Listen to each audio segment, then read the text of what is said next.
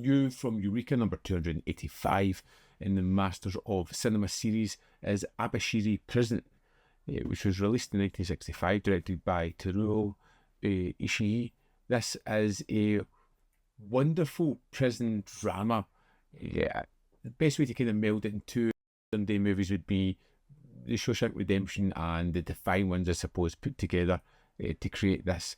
Abashiri Prison is all about the prison that's in the coldest place in Japan, where criminals have like a hard life. And at the start of this one, we see a bunch of people being transported to their new home for a period of time, this prison.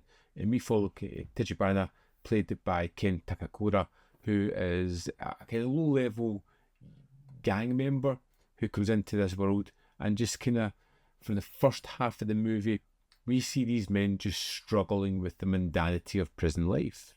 まあ、君がどういう男かは先が長いんだからゆっくり研究させてもらうよ。次、Gunda、よろしく。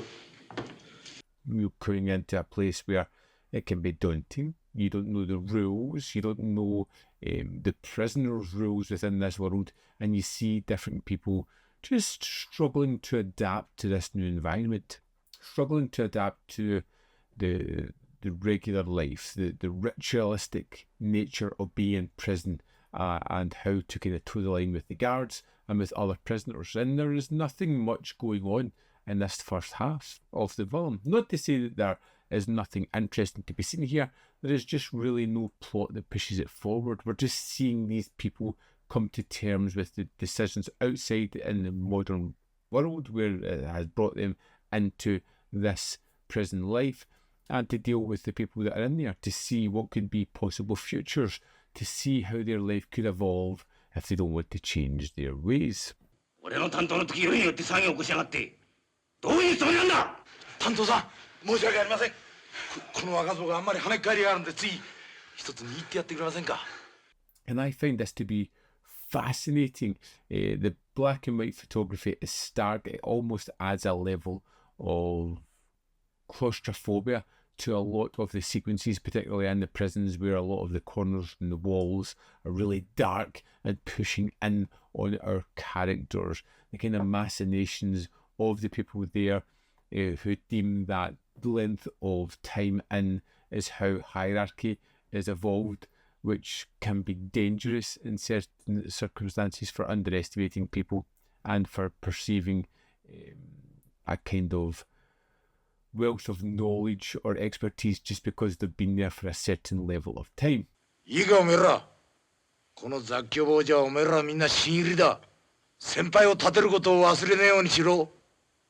The second half of the movie, we kind of see our main character who's come to terms with life here, who is realising what's going on. There's a period of time before parole will probably come up for Tachibana, and he is almost forced into an escape, one that he doesn't want to undertake. He just wants to do his time, get out of here, as they're all handcuffed out doing their manual labour.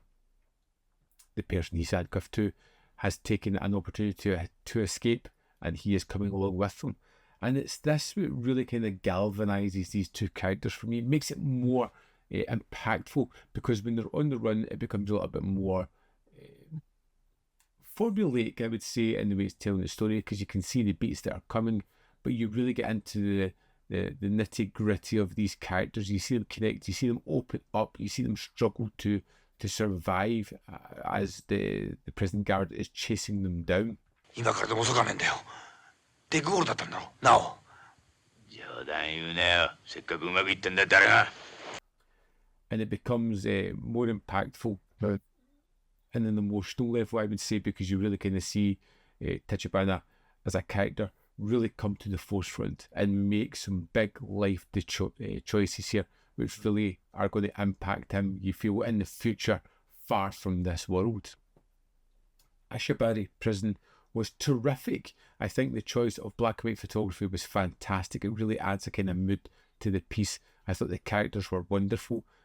I thought they felt as though they had more than just that one dimension. They felt fully fledged characters who had spent time within these hard walls, who'd spent time doing this tough manual labour, and we're just getting by most of the time.